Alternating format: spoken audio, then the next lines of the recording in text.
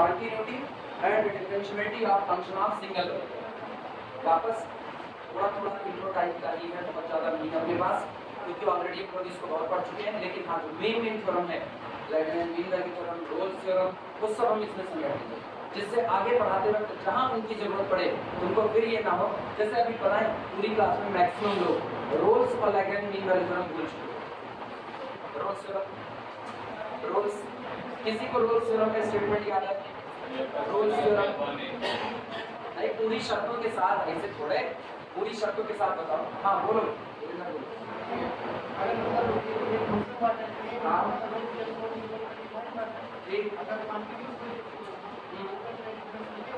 हाँ हाँ,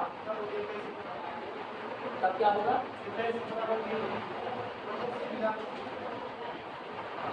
मतलब स्टेटमेंट तो बोले ना, उसका फील जो था स्टेटमेंट का कोई गड़बड़ा दिए, बाकी ठीक बोले। और किसी को रोल्स लैग्रेंज मीन वैल्यू क्या स्टेटमेंट हाँ। अच्छा, कुछ फिगर ऊपर याद आ रहा है हल्का फुल्का? कुछ फिगर में कुछ ऐसे बनता था, सेकेंड लाइन वगैरह का नहीं ना, बस इसीलिए अपने लोग इसको पढ़ते हैं, ठीक है? तो इसीलिए क्योंकि इसका यूज रियलिटी में जब रीमान इंटीग्रेबिलिटी पढ़ोगे ना, तब हम वहां पर सीधे लिखेंगे first mean value theorem, second mean value theorem, generalised mean value theorem. और तब जब हम उसमें इसका यूज कर रहे होंगे ना, तब तुम ये सोचोगे कि ये क्या था। इसीलिए सिंगल वेरिएबल का चैप्टर अभी भी रखा गया है। आगे तो रियल ही बर्बाद कर दिए, तो आगे वाले तो बिल्कुल ना सोचें। चलो, सबसे पहले हेडिंग क्या, डबल स्टार करके मोटी मोटी बातें हैं वो लिखते रहो। द टर्म फंक्शन, सबसे पहले तो यही करते हैं, फंक्शन क्या, डबल स्टार करके लिखना। लिखो the term function,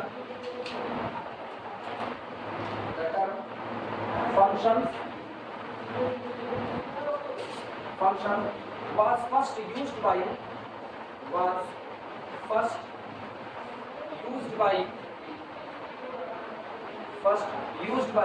Leibniz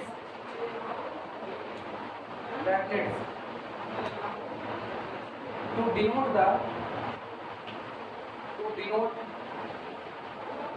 the dependency of one quantity, to denote the dependency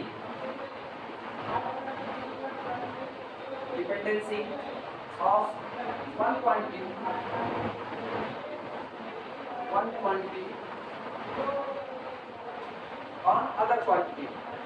on other quantity,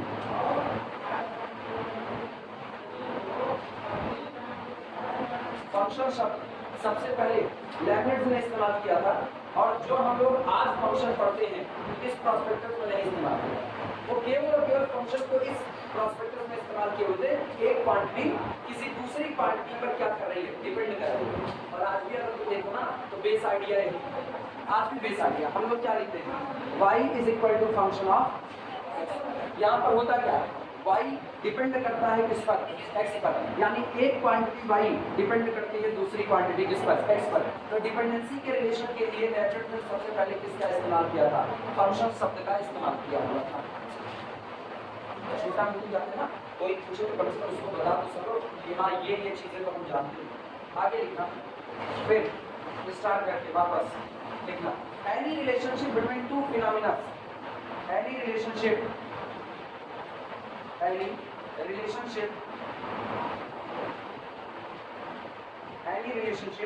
between two phenomena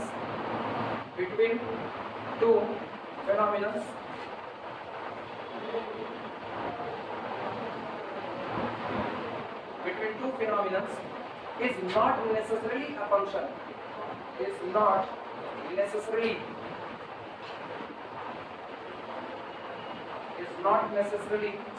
a function,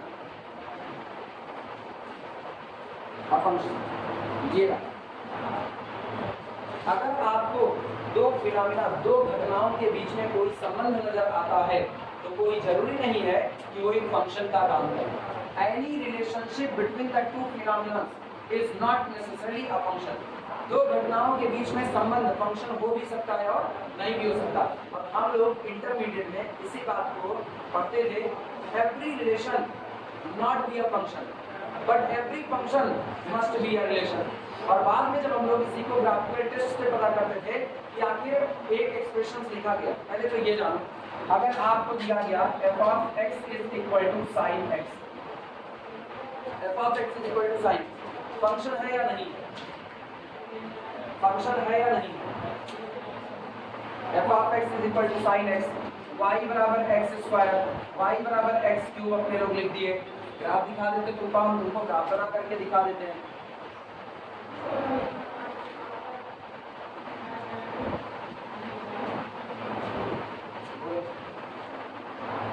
इसका ग्राफ क्या वही है, क्या f of x equal to sin x का graph वही है, हाँ या ना, जवाब है नहीं ना, f of x equal to sin x का ग्राफ वो नहीं। y बराबर x स्क्वायर का ग्राफ क्या यही है, जवाब है नहीं। y बराबर x क्यूब का ग्राफ क्या ये है, जवाब है नहीं। पहले तो यही, अब तुम लोग करो यार आज तक तो ये देखते आए हैं, अभी ये नई थ्योरी कैसे, इसीलिए तो ये नई थ्योरी पढ़ाई जा रही है कि जो आज तक देखते आए हो वो आपने क्या किया, आपने नेचुरली उस बात को एक्सेप्ट कर लिया। दिमाग दबाओ, आपने जो आज तक देखा उसको आपने नेचुरली एक्सेप्ट कर लिया, ठीक, ऐसा नहीं था। अगर हमने लिख दिया y is equal to sine x और हमने सामने वाले से इसको पूछा क्या ये एक ट्रिग्नोमेट्रिक फंक्शन है, क्या ये एक फंक्शन है, जवाब ये एक फंक्शन नहीं है। सबसे पहले ही लिखा y बराबर एक्स स्क्वायर क्या एक फंक्शन है, जवाब फंक्शन नहीं है। y बराबर एक्स क्यूब फंक्शन है, नहीं है। कोई भी चीज तब तक फंक्शन नहीं बनेगी जब तक आप उसको उसका डोमेन नहीं देते हो। जब तक आप किसी भी चीज को उसका डोमेन नहीं देते हो तब तक वो फंक्शन नहीं है, तब तक वो केवल और केवल एक नाम से जाना जाएगा, वो होता है एक्सप्रेशन। एक्सप्रेशन केवल एक एक्सप्रेशन। ये बताओ, हम लोग यहाँ पर मौजूद हैं, हम थर्ड ईयर को पढ़ा रहे हैं, हम यहाँ आए और मुझको पढ़ाने बढ़ाने के लिए नहीं है, या पढ़ाने बढ़ाने का काम मेरे जिम्मे नहीं दिया गया, मुझको कोई डोमेन नहीं दिया गया, तो क्या हम लोग एक फंक्शन में बन पाए? नहीं। एक्सप्रेशन से बस कोई तुमसे पूछे क्या करते हो स्टूडेंट, बस सिंपल, मैथ के हो, बायो के हो, किसके हो, कोई फर्क नहीं पड़ता। और अगर तुमने किसी से कहा हम स्टूडेंट भी नहीं हैं, केवल तुम ऐसे मार्केट में जा रहे हो, अब सामने वाला भी मार्केट में जा रहा है, हम भी मार्केट में जा रहे हैं, सारे लोग मार्केट में जा रहे हैं और एक दूसरे को देख रहे हैं, क्या हम लोग एक दूसरे को पहचानते हैं? नहीं। जब तक हम लोग एक डोमेन में नहीं बनेंगे तब तक एक दूसरे को पहचानते नहीं है। लेकिन एक बार हमको मेरा डोमेन दे दिया गया तो हम लोग एक फंक्शन में बन चुके हैं। अब जितनी देर तक हम यहाँ खड़े उतनी देर तक हम केवल किसका पढ़ाएंगे? थर्ड ईयर का। मेरा इनपुट कौन होगा? Third year. मेरा आउटपुट कौन होगा? Third year.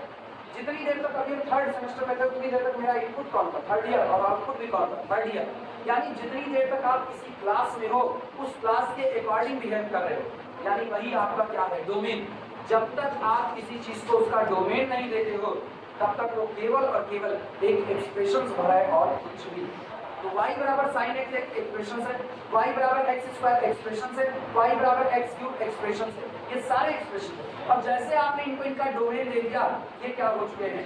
फंक्शन हो चुके। डोमेन देते ही अब गौर करना, जब ये हम लोग ग्राफ खींचते हैं, ये तुम लोग को सर y बराबर साइन एक्स का ग्राफ तो यही खींचा जाता है। y बराबर साइन एक्स का ग्राफ जिस वक्त ट्रिग्नोमेट्री की किताबें ये खींच रही होती हैं उस वक्त तुम एक चीज याद करो, बगल में लिखती है डोमेन। बिना डोमेन बताए वो लोग नहीं खींचते। और अगर आपका डोमेन सॉर्ट कर दिया गया तब का हाल देखना। मान लो हमने डोमेन सॉर्ट किया, हम कह रहे हैं f of x is equal to sin x। अब धीमे धीमे ना ये चीजें क्लियर करो, क्योंकि अब थर्ड ईयर वाला अगर ये गड़बड़ी बोलना चालू कर देगा तो फिर गलत मानना पड़ता है। और वाइवा वगैरह में अक्सर जो बाहर के एग्जाम में होते हैं वो बड़े बेसिक चीजें। इलाहाबाद यूनिवर्सिटी में मातांबर तिवारी सर थे, मातांबर तिवारी सर एमएससी तक की क्लास में भी ये नहीं कहते थे कोर्स पूरा हो कि ना पूरा हो, वो जब कोई एमएससी में एडमिशन लेता तो पहले उसको 1 महीना फॉर्म करके फंक्शन पढ़ा। फंक्शन रिलेशन किसको पढ़ा रहे? एमएससी वाले। और कौन सा फंक्शन रिलेशन? जेईई मेंस वाला नहीं, ऐसे लॉजिक वाले कि आप इनको समझो पहले, क्योंकि जब तक आप इनको डील करना नहीं जानोगे तब तक आप कुछ नहीं जानोगे। सारा खेल किसका? डोमेन का। पूरे रियल में खेल किसका होगा? डोमेन का। अभी f of x बराबर sin x और हम इसका डोमेन दे रहे हैं x belong to the closed interval 0 से लेकर के पाई। डोमेन हमने ये दिया। अब गौर करो, ये 0 है और ये आपका π/2 है। इतनी दूर तक आपका केवल इतना ही ग्राफ काम में आने वाला है। आई बात समझ में। और हम फिर लिख रहे हैं f(x) = sin x, और इस बार हमने कर दिया x belong to the closed interval π/2 से लेकर के पाई तक। अब ये अलग फंक्शन है, ये अलग फंक्शन दिखने में भले तुमको सेम लगे, लेकिन ये दोनों फंक्शन सेम नहीं है, क्योंकि दोनों का डोमेन ही डिफरेंट है। और जिनका डोमेन डिफरेंट है वो दिखने में भले एक जैसे हों, लेकिन काम एक जैसा नहीं करे। सोचो इसका काम क्या है, इसका काम यहाँ से यहाँ जाने में इंक्रीज कर रहा है। लेफ्ट टू राइट हाथ का मूवमेंट ऊपर की तरफ है, तो इंक्रीजिंग फंक्शन, और इसमें लेफ्ट टू राइट हाथ का मूवमेंट डिक्रीजेस है, तो वो कैसा फंक्शन, डिक्रीजिंग। मतलब ये वाला आपका फंक्शन जो दिख रहा है ये आपका इंक्रीजिंग है, और ये जो दिख रहा है ये आपका कैसा फंक्शन है, डिक्रीजिंग।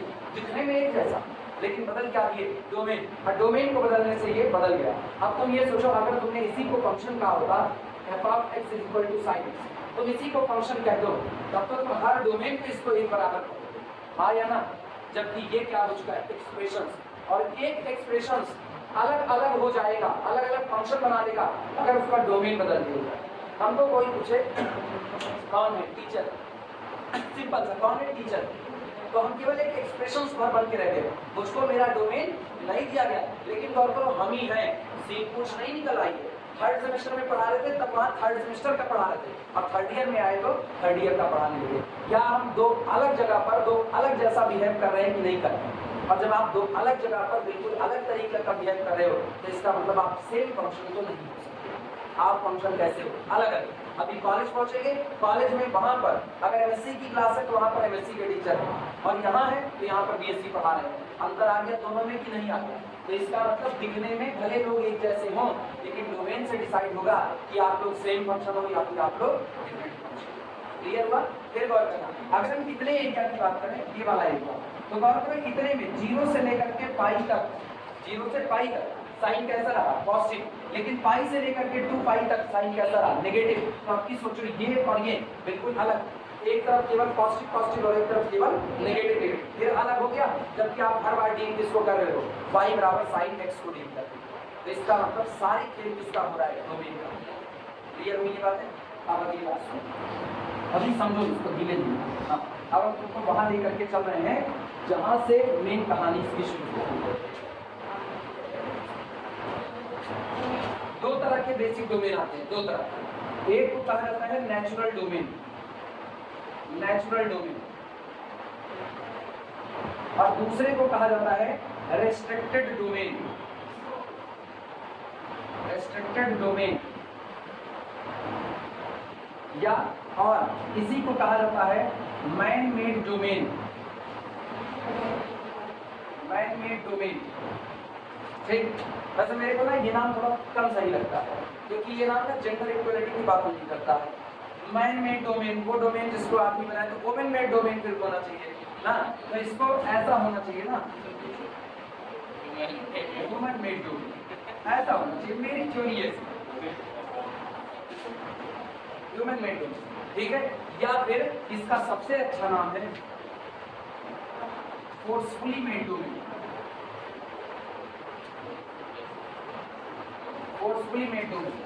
होते और टाइप अलग अलग है, बेसिक बेसिक की बात कर रहे हैं, क्योंकि अपने लोग बेसिक ही सीख लेंगे इसका। नेचुरल डोमेन, स्वाभाविक आपका डोमेन क्या है, स्वाभाविक। जैसे हम लिखते हैं f(x) = x², एक्सप्रेशन से। और अब हम लोग कैसे ग्राफ खींच देते हैं, जब हमको कहा जाता है f(x) = x², तो हम लोग कहते हैं लोग पट्टे से ग्राफ खींच दिए, ये हो गया। क्यों कह पाते? क्योंकि हम लोग ना नेचुरल बिहेवियर दिखा रहे हैं। हम लोग कहते हैं जो भी ये ले सकता है, जिस पर डिफाइंड हो सकता है, वो सब इसका नेचुरल डोमेन है। आपने इसको बाउंड नहीं किया कि हर रियल नंबर के लिए डिफाइंड है, तो इसका नेचुरल डोमेन -∞ से कहाँ तक चला गया, +∞। नेचुरल बिहेवियर आपका क्या है, एक लड़का है, उसको बार बार कहा जाता है, उसको कुछ कहना नहीं पड़ता। वो मोहल्ले के बड़े दादा दादी लोगों को देखते, दादा नमस्ते, दादी नमस्ते, जिससे मिला दो नमस्ते, भैया भैया ठीक है भैया, जिससे देखा उससे हंस के बतिया। और एक ऐसा गुरु साहब देख भी रहा, तो बाप उनके कह रहे गुफा है पैंचो, ठीक है अच्छे गुफा पर कहना पड़ा। और एक क्या कर रहा है, बिना कहे। तो आपका नेचर क्या, एक नेचर आपका नेचुरल तो वो आपका नेचुरल डोमेन जो आप बिना कहे ले सकते हो, जिस पर आप बिना सोचे समझे, बिना संकोच, that's why it is called the natural domain. लेकिन एक में आपको बाउंड किया जा रहा है, कह रहे हैं नमस्ते करो नहीं कन्वाई दे, तो अभी आप फोर्सफुली मेड डोमेन बना रहे हो, उसका मन नहीं है लेकिन आप उसको जबरदस्ती बोल रहे हो। जैसे पढ़ने का मन किसी का नहीं होगा लेकिन पढ़ाया जा रहा है, फोर्सफुली मेड डोमेन है ना। यूनिवर्सिटी में एग्जाम देने होने का मन करता नहीं है लेकिन देना पड़ता है वरना डिग्री ना मिले, फोर्सफुली मेड डोमेन है। तो ये लोग जो आते हैं ना, हम लोग ग्राफ कैसे खींचते हैं, नॉर्मली हम लोग ग्राफ जो खींचते हैं वो नेचुरल डोमेन का खींचते हैं।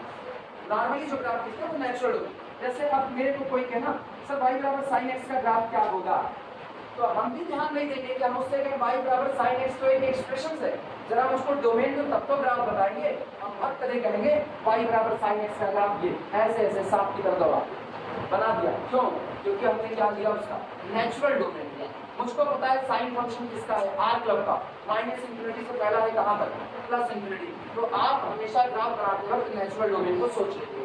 लेकिन अगर आपको डोमेन दिया गया है तो वो आपके लिए फोर्सफुली मेड डोमेन है, रेस्ट्रिक्टेड डोमेन, आप उससे बाहर नहीं जा सकते। जैसे साइन को कोई डिफाइन कर दे, function f of x is equal to sin x where x belong to the closed interval 0 से π/2। तो अब जब 0 से π/2 कहा तो आप पूरा ग्राफ बना भी नहीं सकते, आप केवल और केवल बस इतना ही ग्राफ आप बनाओ। अब सोचो आपको रोक दिया कि नहीं रोक दिया, आपने ग्राफ अभी भी किसका बनाया है, साइन का, लेकिन ऐसे किसी को दिखा दो जो इस बात को ना जानता हो, वो साइन का ग्राफ जानता हो लेकिन उसको दिखा पता ये साइन एक्स का ग्राफ है, समझे कि नहीं समझे, बताइए पढ़ रहा होगा क्या एकदम से, ये नहीं होता। वो ऐसे बहुत दूर तक जाते हैं सांप की तरफ लौटते हुए, तब आप कहोगे नहीं डोमेन क्या लिया, 0 से π/2 लिया, that's why it is called forcefully. आप बांट दो अदरवाइज वो बनता ना। अगला एग्जांपल देखना, जैसे 1/x-2 into x-3। कोई मेरे से मांगे इसका नेचुरल डोमेन कौन है, तो हम हर वो नंबर उठा लाएंगे जिस पर ये वेल डिफाइंड होता है। अगर आप रियल की बात कर रहे हो तो रियल की दुनिया का हर वो नंबर उठाओ जिस पर ये वेल डिफाइंड है, और ये केवल दो लोगों पर डिफाइंड नहीं है, 2 पर और 3 पर, क्योंकि वहां नीचे क्या बन जाएगा 0, तो 2 और 3 इसके नेचुरल डोमेन में नहीं होंगे और बाकी इसका नेचुरल डोमेन बना r-2, ये इसका नेचुरल डोमेन। लेकिन आप इसको डिफाइन कर दो, सोचो आज ये अपने नेचुरल डोमेन में 2 पॉइंट पर अनडिफाइंड है, लेकिन आप इसको कहो कि हम इसको डोमेन दे रहे हैं x belong to the closed interval 8 से लेकर के 10 तक। Now this function is fully defined on the domain. अब ये अपने डोमेन में पूरी तरह से डिफाइंड है। No any point present in our domain where function is undefined, सही या गलत? क्योंकि जिन 2 पॉइंट पर इसको डिफाइन होना है वो 2 पॉइंट तो इसके डोमेन में आए ही नहीं, तो इसका नेचुरल डोमेन जो होता वो होता r-2, 3, और बाकी फोर्सफुली तो आप बनाते रहो। फोर्सफुली मेरा मन कहे हम 8 से 10 बनाए, इनका मन कहे 10 से 11 बनाए, उनका मन कहे वो 11 से 12 बनाए, किसी का मन कहे वो -15 से लेकर के -10 तक बनाए, वहां भी वेरीफाई है। -15 से -10 में ना तो 2 आया ना तो 3 आया। तो बेसिकली अपने पास 2 तरह के डोमेन आते हैं, कौन कौन से, नेचुरल डोमेन और कौन से फोर्सफुली मेड डोमेन। ठीक, अब सुनो, जब आपको डोमेन दिया जाए और डोमेन देने के बाद आपसे पूछे कि कोई चीज फंक्शन है या नहीं है, तब आपके पास एक वर्टिकल लाइन टेस्ट होता है। वर्टिकल लाइन टेस्ट में हम लोग कहते हैं कि अगर मेरे फंक्शन का, वर्डिंग सुना, अगर मेरे फंक्शन का, क्योंकि सारे फंक्शन का ग्राफ खींच जाए ये पॉसिबल नहीं होता है, अगर मेरे फंक्शन का ग्राफ खींच सकता है या अगर मुझको दिए गए एक्सप्रेशंस का उसके डोमेन में ग्राफ खींच सकता है तो हम उसका ग्राफ खींचेंगे। जैसे मैंने एक सर्किल बनाया और मेरे को कोई पता करना ये है कि क्या ये फंक्शन है कि नहीं, तो वर्टिकल लाइन टेस्ट कहेगा कि y एक्सिस के पैरेलल लाइन खींचो। अगर y एक्सिस के पैरेलल लाइन आपको 2 पॉइंट पर काटती है, इसको कर्व को, तो ये कभी भी फंक्शन नहीं हो सकता, क्योंकि फंक्शन कहता है एक इनपुट पर एक ही आउटपुट मिल सकता है, एक इनपुट पर एक ही आउटपुट मिल सकता है। एक इनपुट पर 2 आउटपुट मिलेंगे तो फंक्शन नहीं रिलेशन बन जाएगा। और गौर करो यहाँ इनपुट कौन है, x। अगर हम कहें ये आपका 5 है तो 5 पर आपको 2 हाइट मिल रही है, एक हाइट यहाँ 5 पर ऊपर मिल रही है y की और एक यहाँ नीचे मिल रही है नेगेटिव, तो आपको एक ही x पर 2 वैल्यू मिल रही है कि नहीं, यानी f of x is equal to एक बार 5 मिला और एक बार -5, ये फंक्शन नहीं हो सकता। एक इनपुट पर केवल एक वैल्यू, कई इनपुट पर एक वैल्यू मिल सकती है, वो आपका कैसा होगा, मैनी टू वन होगा, लेकिन वन टू मैनी फंक्शन नहीं हो सकता। वन टू मैनी आपका क्या बन जाएगा, रिलेशन में होगा, तो वर्टिकल लाइन। लेकिन पता है इसी सर्किल को आधा कर सेमी सर्किल। अब ये फंक्शन है, सर्किल रिलेशन होता है, लेकिन आपका जो सेमी सर्किल होता है वो कौन है, फंक्शन। पैराबोला का परिवार बटा पड़ा, पैराबोला के परिवार में अगर आपका पैराबोला ऊपर की तरफ मुंह करके खुला हुआ है या आपका पैराबोला नीचे की तरफ मुंह करके खुला है तो फंक्शन है, लेकिन अगर यही इधर खुल गया तो रिलेशन है। क्योंकि आप कितने पॉइंट पर कट कर बना रहे हैं, 2 पॉइंट, यानी एक ही एक्स पर आपको 2 बार 2 वैल्यू मिल रही है, और यहाँ केवल कितने पर कट कर रहा है, 1 पर। आई बात समझ में? तब हम लोग वर्टिकल लाइन टेस्ट का सहारा लेते हैं, जब ग्राफ खींच पाता है तब। ये मोटी मोटी बातें होती हैं फंक्शन और रिलेशन के अंतर को पहचानने के लिए, होते और लेकिन मोटी मोटी बातें कुछ 2-4% दिमाग में आए। तो आप बताओ y बराबर sine x function are not, नहीं, वो क्या है, एक्सप्रेशन। और on the real number set capital R, आप डोमेन देते ही हो जाएगा।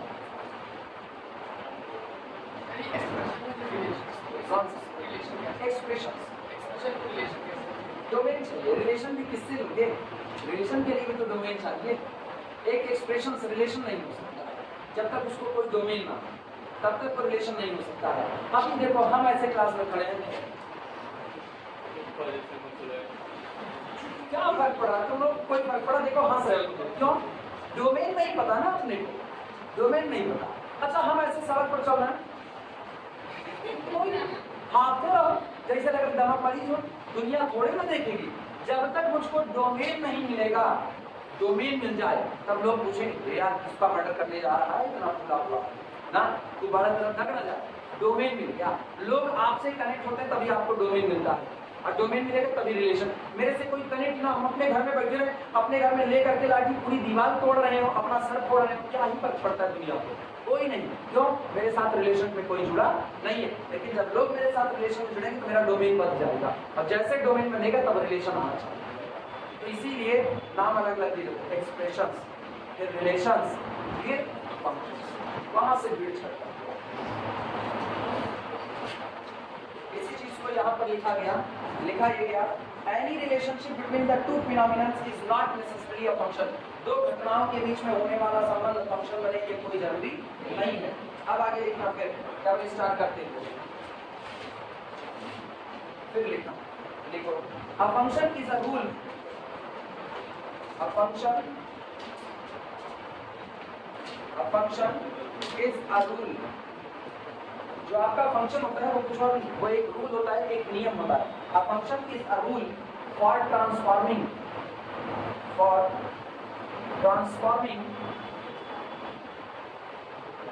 a function is a rule for transforming an object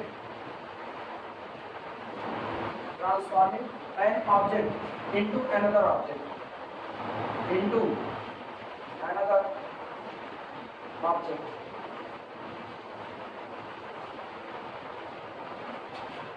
function एक रूल होता है जो किसी दिए गए ऑब्जेक्ट को किसी दूसरे ऑब्जेक्ट में क्या कर देता है, ट्रांसफर कर देता है, कन्वर्ट कर देता है।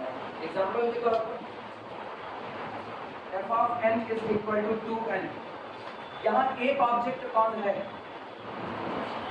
नेचुरल नंबर, आया ना, लेकिन दूसरा ऑब्जेक्ट कौन है, इवन नंबर। हर नेचुरल नंबर को अगर इवन में बदलना हो तो आपको एक रूल चाहिए कि आप उस नंबर में 2 का मल्टीपल करें। तो दुनिया का कोई भी नेचुरल नंबर बदल जाएगा किसमें, इवन में। तो एक ऑब्जेक्ट ट्रांसफर किया जा रहा है दूसरे ऑब्जेक्ट में, that's why well defined rule. और वेल डिफाइंड रूल ही आपका क्या हो जाता है, फंक्शन। 3 के मल्टीपल में कन्वर्ट करना। एक दुनिया है जो केवल 3 के मल्टीपल से भरी पड़ी हुई है, आपको सारे नेचुरल नंबर को उसमें भेजना है, तो रूल क्या लगा, f of n is equal to 3 into n लगाओगे। क्लियर हुआ कि नहीं? इसीलिए मोटे तौर पर डिफिनेशन लिखी जाती है, function is a rule for the transforming an object into another object. पता है इसको जो हम कहते हैं मोटे तौर पर, जिसको कहते हैं इन द लीमेन लैंग्वेज, आम भाषा, आम भाषा। फंक्शन क्या, well defined, Lehman language, Lehman language. कुछ लोग लेमेन बोलते हैं, कुछ लोग लीमेन बोलते हैं ना, कुछ भी बोल सकते हैं। हाँ, तो ये आम भाषा, बाकी तो हम लोग ना बहुत सीधे सीधे बात लिखते हैं। A function is a well defined rule between the two set, first set known as the domain, second known as the codomain. और बाद में वहां पर रिस्ट्रिक्शन का तो वेल डिफाइंड का मतलब होता है one object have only and only one image, more object have single one image but one object have single one image. तब आप ये पूरी बात होती है, इसीलिए ना इसको आम भाषा बोलते हैं, लीनियर लैंग्वेज। जिस ऑब्जेक्ट से आप स्टार्ट करोगे, जिस ऑब्जेक्ट को आप ट्रांसफर कर रहे हो, वो ऑब्जेक्ट आपका इनपुट कहलाता है, और जो ट्रांसफर होने के बाद मिलता है वो आपका आउटपुट कहलाता है। लिखना, आप फंक्शन स्टार रन कर देना, आप इसके अंतर्गत बातें लिखना। ठीक, the object you start, the object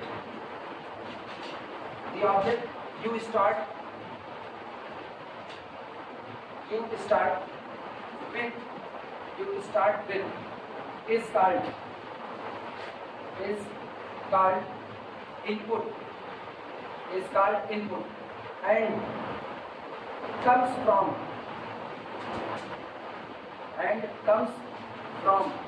some set,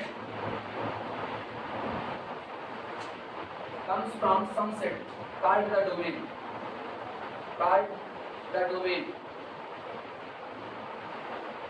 कहा जा रहा है the object you start with, वो ऑब्जेक्ट जिससे आप शुरू करते हो, इज कॉल्ड इनपुट, उसको आप इनपुट कहते हो।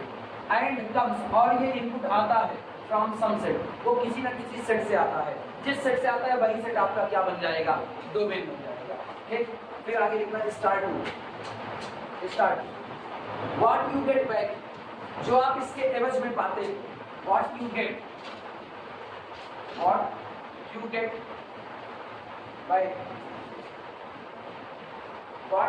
बैक इज कॉल्ड, और आप इसके एवज में जो पाते हैं, किसके एवज में, इनपुट के एवज में आपको जो मिलता है वो आपका आउटपुट कहलाता है। What you get back is called the output, it comes comma करके लिखना, it comes from some set, और ये किसी ना किसी सेट से आता है, यानी आउटपुट भी किसी सेट में जाएगा।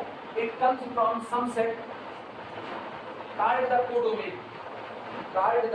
कोडोमेन, और जिस सेट से आएगा उसको हम लोग क्या कहेंगे, कोडोमेन कहेंगे।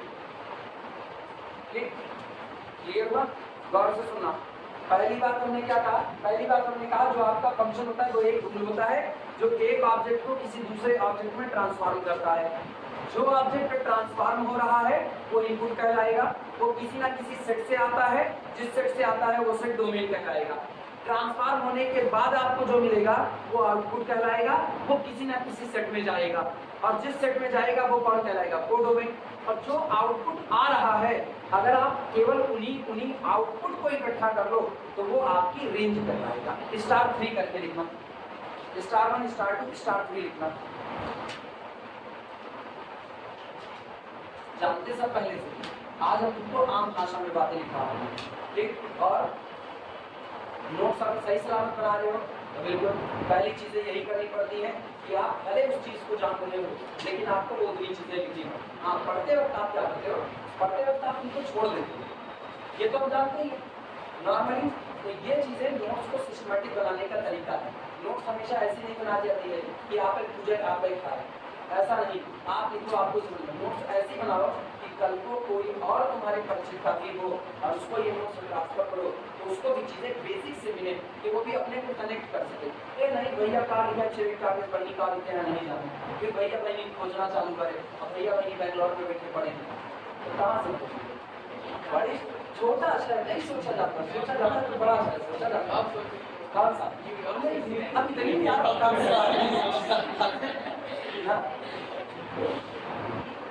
अच्छा, जो अपना न्यूयॉर्क पर बैठा होगा उसका छोटा भाई बहन यहाँ पढ़ा होगा वो उसको भी उठा ले जाएगा। अब जा रहा है तो ये नोट्स किस काम आएगी? हम रिस्ट्रिक्टेड डोमेन में, तुम नेचुरल में जा रहे हो।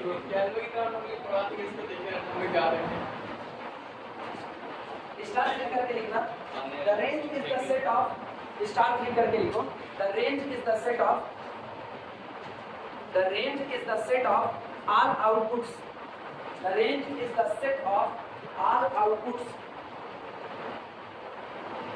The range is the set of all outputs that could COULD लिखना, COD ना लिखना, that could possibly occurs, OCCUR occurs. क्या? हाँ भाई आगे एस लगने लगेगा, वो एस हम साइलेंट कर दिए ना।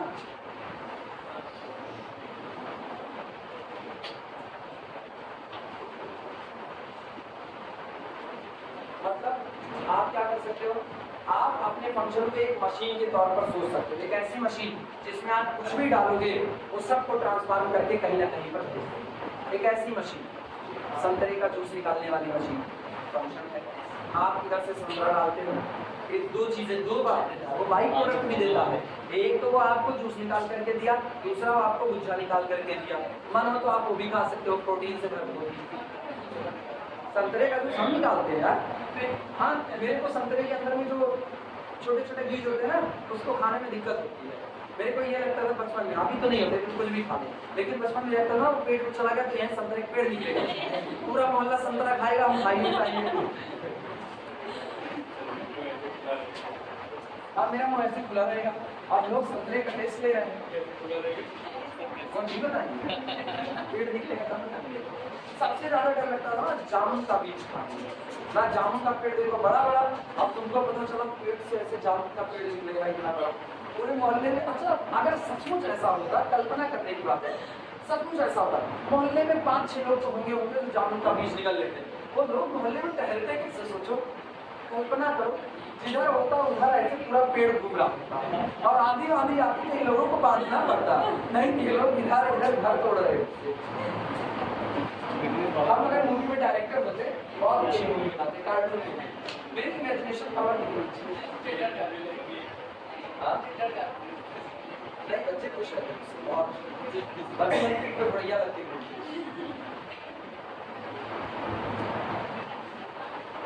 हाँ, एक और चीज दिमाग में आ रही है, उसकी बात सोचते हैं। कोडोमेन क्या बता सकते हो? कोडोमेन को अगर हम कहें लीमेन लैंग्वेज में कोडोमेन बताओ। लीमेन लैंग्वेज में कोडोमेन क्या होता है? लीमेन लैंग्वेज में कोडोमेन को क्या कहोगे? हाँ, रुको एक एक से पूछते हैं। अच्छा, कोडोमेन को लीमेन लैंग्वेज में क्या कहेंगे? आम भाषा में। घर जाना है, भूख लगी तो, तबीयत खराब, घर जाना है, आराम से इनको निकालने दो, पहुंच जाओगी, भेजें किसी को ना, बगल में ढंगते पहुंच जाओगी। सुनो, बहुत सिंपल सा एक लाइन में केवल होता है, the collection of all possible outputs, the collection of all possible outputs. जो पॉसिबल है वो रेंज में आ भी सकता है और नहीं भी आ सकता है, तभी हमने कहा collection of all possible outputs known as the codomain, and the collection of actual possible outputs known as the range. जो एक्चुअल में आ रहे हैं आउटपुट्स वो कौन होंगे? रेंज। और जो आ सकते हैं वो क्या होंगे? कोडोमेन। जैसे हम कहें फंक्शन मेरा है, गौर करना, f of n is equal to 2, ये मेरा फंक्शन है, और डोमेन हम तुमको दे दे रहे हैं। डोमेन मेरे पास पड़ा हुआ है 4, 8, 2, 9, क्या सीधे सीधे 2, 4, 6, 5, ये रहा, ये मेरा एक्चुअल डोमेन है, ठीक है। अब ये बताओ मेरा कोडोमेन क्या हो सकता है? Codomain the collection of possible output, possible even number ही आएगा, क्योंकि आप लिखे क्या हो 2 है, तो मेरा जो कोडोमेन होगा वो कौन हो जाएगा? इवन नंबर का सेट कैपिटल ई। लेकिन ये कौन है? ये पॉसिबल आउटपुट है। एक्चुअल कौन होंगे? एक्चुअल होंगे 2 गुना 4, 2 चौके 8, 2 पंचे 10, 2 छम 12, ये आपके एक्चुअल आउटपुट है। तो ये जो कलेक्शन आएगा ये आपका क्या कहलाएगा? रेंज कहलाएगा। तभी कहते हैं ना लीमेन लैंग्वेज में आप बहुत सीधे सीधे तौर पे बोलोगे the collection of all possible outputs known as the codomain and the collection of actual outputs known as the range. Star 4 करके लिखो, स्टार 4। कोडोमेन इज, लिखना, the codomain is, the codomain is, the codomain is set of, the codomain is set of possible outcomes, the codomain is set of possible outcomes जो आपको मिले, possible outcomes, but the codomain is set of possible outcomes, but the range is set of, but the range is set of actual outcomes, but the range is set of actual outcomes, लेकिन जो range होती है वो कैसी, actual outcomes होती है। लिखने के बाद अब हम एग्जैक्ट डेफिनेशन लिखेंगे फंक्शन। ये सब लीनियर लैंग्वेज जितना कुछ है ये आम जिंदगी की भाषा में बताने के लिए मिनटा जिंदगी अब चालू की, यहाँ से actual definition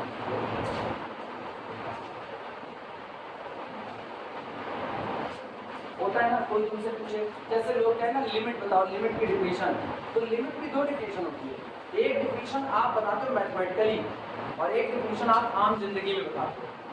limit of function क्या होता है, तो हम लोग उसको आम जिंदगी में बताते हैं, एक नंबर जहां तक आपका फंक्शन पहुंचने की कोशिश करता है, कब, जब इनपुट कहीं पहुंचने की कोशिश कर रहा होता है।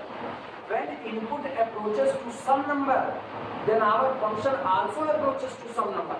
This number known as the limit. अब ये सम करके छोड़ दिया जाता है, और जब आप एक्चुअल डिफिनेशन लिखते हो तब आप क्या लिखते हो, तब आप लिखते हो small l called the limit of our function f of x at the point x is equal to a whenever the mod of f of x minus l less than epsilon for all mod of x minus l less than delta, तब आप वहां पर लिखते हो या mod of x approaches to the, या x approaches to the small a, या फिर जहां भी आपको पहुंचाना है।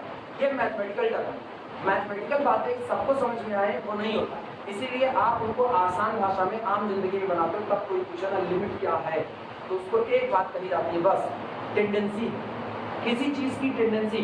कोई किसी को अचीव करना चाहता है, कोई कुछ अचीव करना चाहता है, जिसको अचीव करना चाहता है उसको अचीव करने के लिए उसको कुछ एफर्ट लगाने हैं। एफर्ट किसी डायरेक्शन में बढ़ रहा है तो वो आदमी उस सामान को अचीव करने की डायरेक्शन में बढ़ रहा है, तो इसकी लिमिट कौन होगी, वो जिसको अचीव करने की कोशिश। जैसे अपने लोगों की लिमिट कोई पूछे क्या, अभी बीएससी कर रहे हैं तो थर्ड ईयर की जो डिग्री है वो अचीव करने की कोशिश है, क्योंकि अगर हम थर्ड ईयर की डिग्री को अचीव कर लिए, मतलब इनपुट है थर्ड ईयर की डिग्री को अचीव करना, तो मेरे को पूरा बीएससी की डिग्री मिल जाएगी कि नहीं मिल जाएगी। तो अपना पूरा का पूरा एम क्या है, पूरा बीएससी की डिग्री अचीव करना, बस इतना ही अपने है, यूजी कंप्लीट करना, और बाद में एम शिफ्ट हो जाएगा पीजी कंप्लीट करना, और टोटल पूछा जाए तो हम लोग क्या कहते हैं, एक अलग सी नौकरी की तलाश। सिंपल सा, सोच कितने संतुष्ट हैं हम लोग, बड़े आराम से कहते हैं क्या चाहिए, कुछ नहीं चाहिए, एक सरकारी नौकरी चाहिए जिसमें केवल महीने की 2 लाख चाहिए, और कुछ नहीं, केवल 2 लाख चाहिए, हमको ज़्यादा चाहिए ही नहीं। और सामने वाला भी खुश, अरे कितनी अच्छी लिमिट बताया आपने, 2 लाख की, बस ज़्यादा थोड़ी। सो फाइनल टच लेना है। अब फंक्शन की मेन डिफिनेशन लिखो जो मैथमेटिकल टर्म पर लिखी जाती है, लिखना a function f, so a function small f, so a function f is a rule, so a function f is a rule, इसलिए कोई भी फंक्शन एक रूल होता है which assign नियुक्त करता है, which assign to each element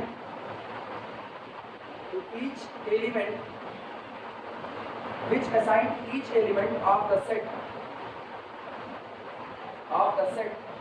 capital X, लेकिन शर्त है X पाई नहीं होना चाहिए।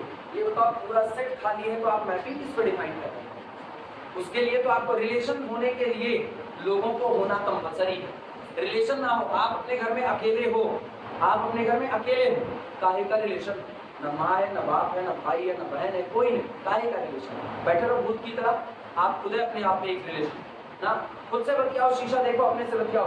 कभी कभी मेरे दिल में ख्याल आता है तुमको तोड़ के बतियाते रहो, दुनिया नहीं जानती। लेकिन अगर सेट नॉन इम्पोर्टेंट, घर खाली नहीं है, घर में लोग हो गए तो रिलेशनशिप बनेगा। अपने लोग यहाँ बैठे हैं, रिलेशन है, इस सेट में तुम लोग ना हो और इस सेट में हम ना हो, ये कमरा खाली हो, क्या ये दीवार इस दीवार से बतियाएगी कि इसके बीच में अगर लोग होते तो पीस दिए होते अब तक? नहीं बतिया सकते। खाली कमरे पे कोई रिलेशन नहीं था। सेट में एलिमेंट होंगे तब एक भी एलिमेंट होगा ना तो चलेगा, एक भी होगा तो चलेगा। इतना A function small f is a rule which assigned to each element of the set x which does not quantify one and only one element, one and only one element of the set y और y भी does not equal to 1। इसलिए एक function rule होता है जो किसी set capital X के हर element के लिए केवल और केवल y में कितने लोगों को नियुक्त करता है? एक लोगों को। एक से ज्यादा की नियुक्ति नहीं हो सकती। एक से ज्यादा की तो आपका रिलेशन होगा, फंक्शन नहीं होगा। ठीक, इसके बाद एक हेडिंग करना बाउंडेड फंक्शन। इसके बाद हेडिंग पड़ेगी बाउंडेड फंक्शन और बाउंडेड फंक्शन हेडिंग डाल करके लिखना मतलब बाउंडेड फंक्शन बाउंडेड।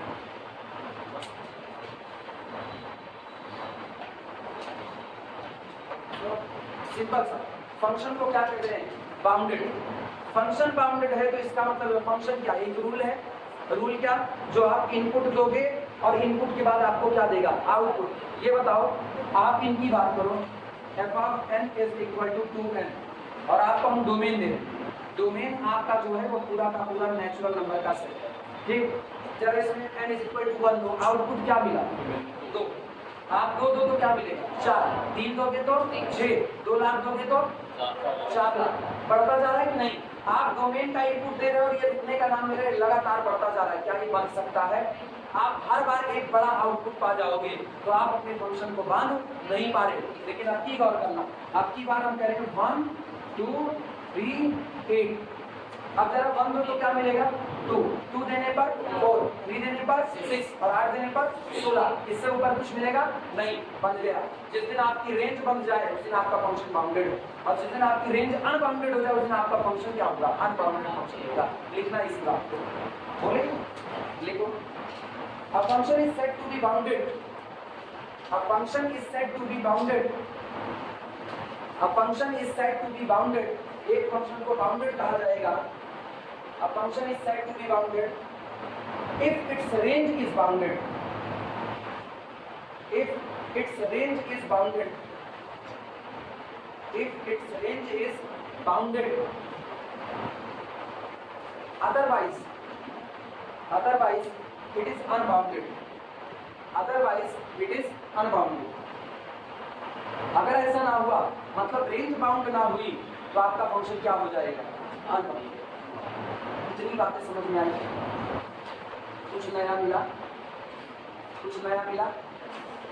ये सब कुछ पता था?